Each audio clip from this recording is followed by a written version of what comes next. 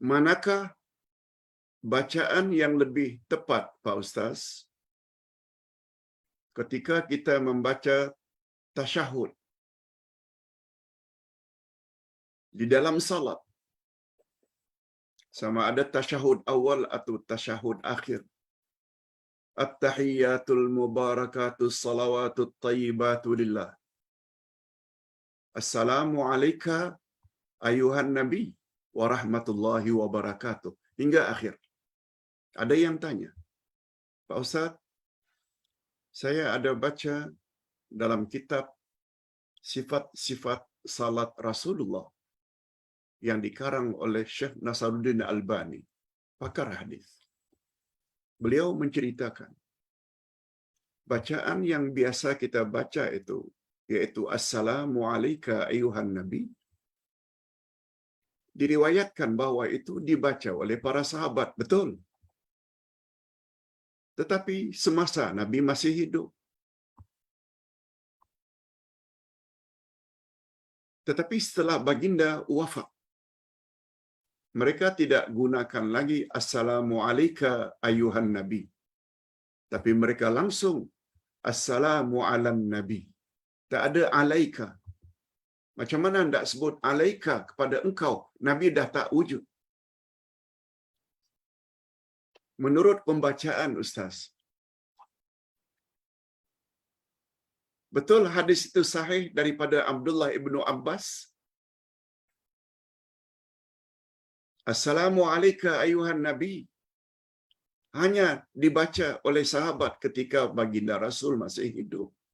Setelah baginda telah wafat, sahabat merubah bacaan itu menjadi Assalamu ala nabi wa rahmatullahi wa barakatuh.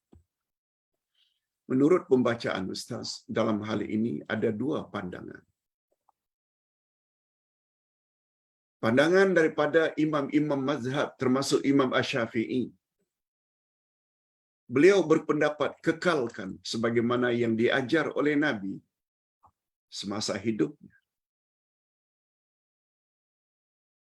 Apa yang diajar oleh Nabi itulah berkuat kuasa hingga hari kiamat.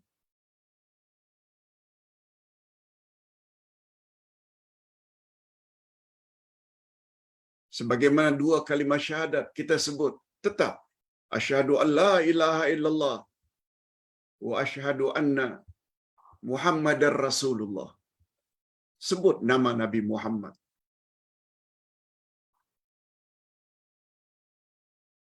Hadirin dan hadirat rahimakumullah. Jadi dalam hal ini, pandangan Ustaz tidak buat sebagaimana yang diriwayatkan oleh Abdullah ibnu Abbas. Ganti Assalamu alayka ayuhan nabi kepada Assalamu ala nabi. Boleh. Ingin amalkan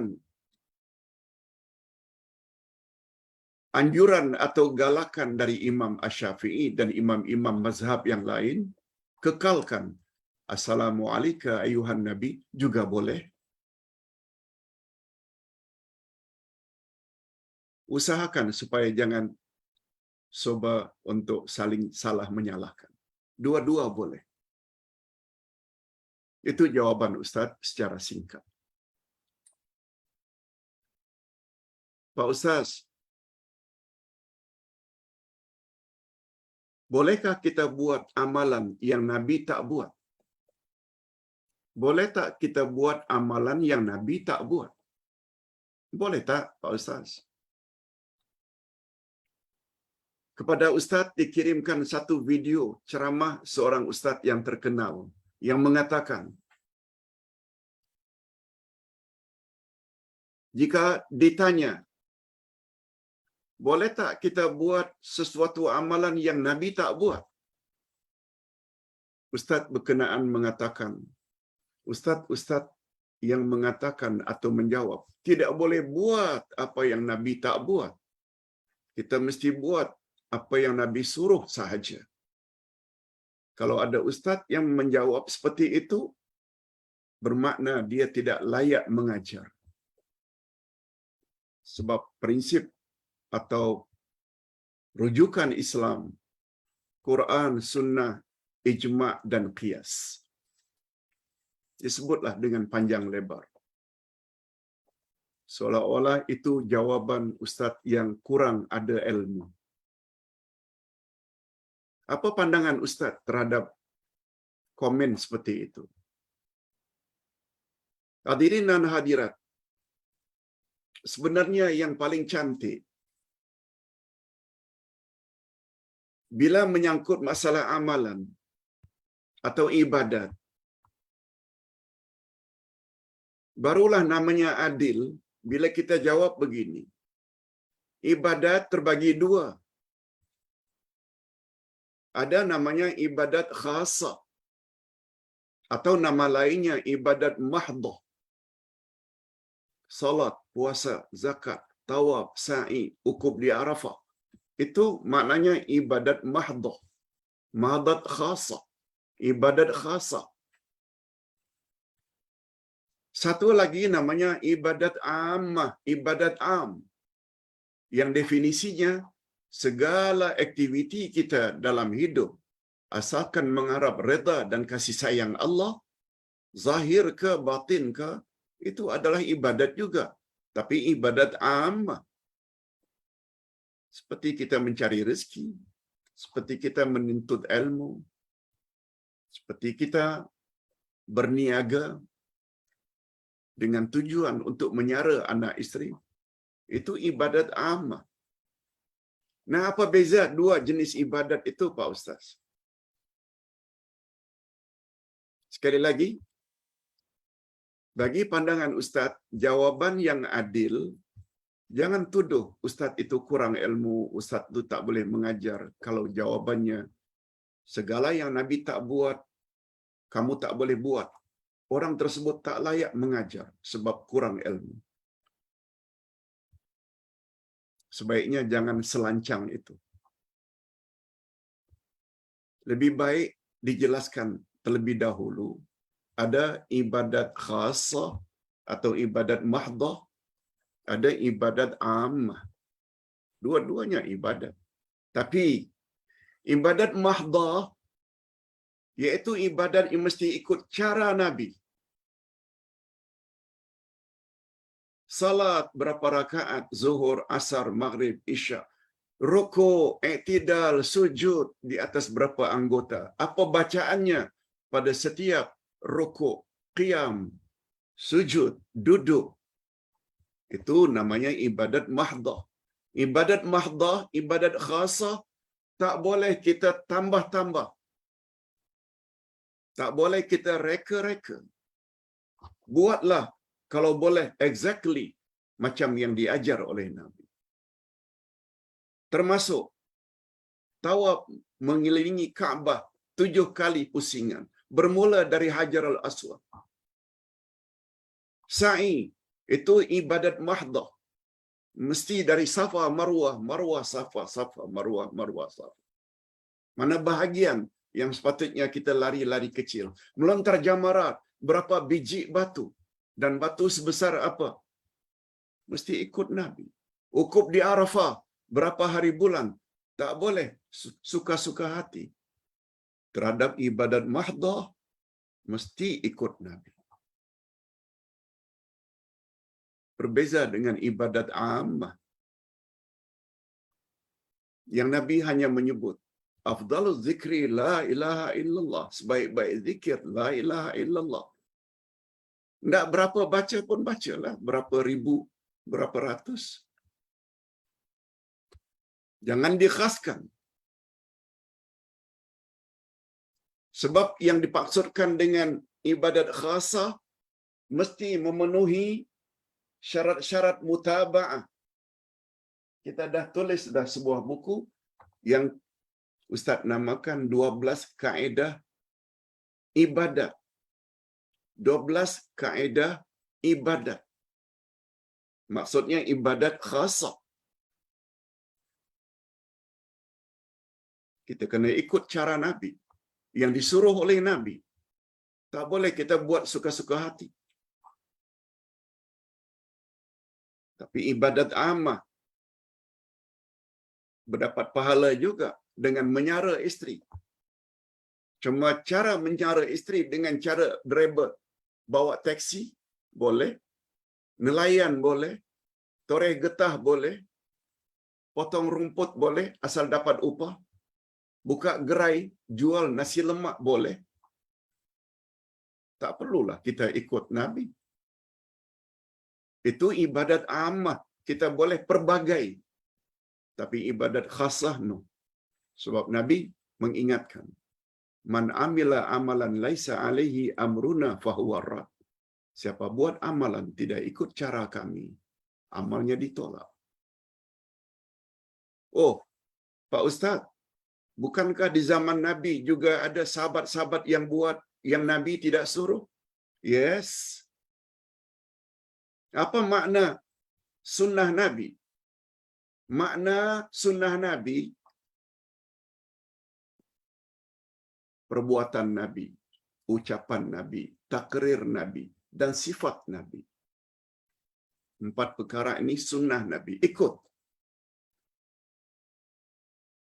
Nabi bersabda, innamal a'malu binniyat. Sesungguhnya amal diterima berdasarkan niat. Yes, kita kena betulkan niat. Berdasarkan apa yang Nabi ucap.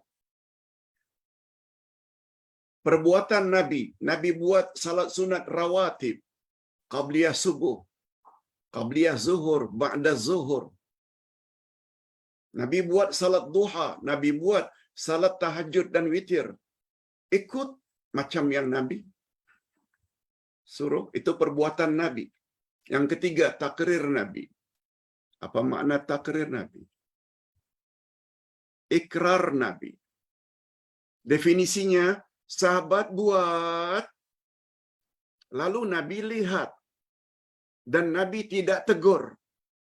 Itu maknanya Nabi recommend. Boleh kita ikut. Itu makna takrir. Nabi dengar sahabat baca setelah takbiratul ihram, memulai salat, Allahu Akbar kabiran walhamdulillahi katsira wa subhanallahi bukrata wa asila. Lalu Nabi tanya sahabat, siapa yang membaca itu? Ada yang menjawab, saya ya Rasulullah. Ketika kau baca doa iftitah itu, turun malaikat-malaikat. Sekian banyak mencatat ganjaran apa yang kau baca. Nabi dengar, lalu Nabi benarkan, Nabi tidak larang. Dia berbeza dengan apa yang dibuat oleh orang hari ini. Betul mereka buat yang Nabi tak buat? Apakah yang mereka buat dan yang mereka ucap itu mendapat rekomendasi dari Nabi? Itu tidak memenuhi makna takrir. Takrir, Nabi lihat, Nabi tak teguh. Maknanya Nabi setuju. Itu makna takrir. Nabi dengar sahabat baca, Nabi tidak tegur, malah Nabi puji. Itu namanya takrir. Apa yang dibuat oleh orang hari ini, Nabi tak tengok. Sebab Nabi dah wafat. Tidak boleh dikatakan itu takrir. Itu namanya menambah-nambah amalan yang Nabi tidak suruh. Tapi ingat ya, bila itu ibadat mahdhah. Salat, puasa, zakat, haji, umrah, tawaf, sa'i. Itu sebabnya jangan kita gunakan istilah Nabi kan juga tak buat dulu, tapi boleh. Mengapa hari ini kita buat tak boleh? Karena orang tersebut tidak faham definisi takrir. Ketetapan Nabi, maknanya Nabi lihat atau Nabi dengar dan Nabi tidak tegur. Maknanya rakmi, Nabi setuju. Itu baru boleh kita ikut. Sungguh banyak contoh-contoh seperti itu di dalam sunnah Nabi sallallahu alaihi wasallam. Adapun menggunakan istilah qiyas. Qiyas hanya boleh dalam bab muamalat, bukan dalam bab ibadah. Di zaman Nabi, minuman yang memabukkan yang diperah daripada anggur haram diminum bila memabukkan. Hari ini, bila ada perahan mangga atau mempelam yang bila diperam sekian minggu juga menghasilkan minuman yang memabukkan, hukumnya juga haram. Mengapa haram, Pak Ustaz? Karena kias dengan anggur. Yes, ini boleh. Ini bukan ibadat. Ini muamalat. Oleh sebab itu muncul istilah ulama usul, la qiyasa fil ibadah. Tidak ada kias dalam bab ibadat. Kias hanya ada dalam bab muamalat. Kita tak boleh suka-suka hati tambah subuh menjadi 4 rakaat, maghrib jadi 2 rakaat, zuhur asar karena kita sibuk mencari kajian mencari rezeki 4 rakaat kata Nabi, kita suka-suka hati buat 2 rakaat. No.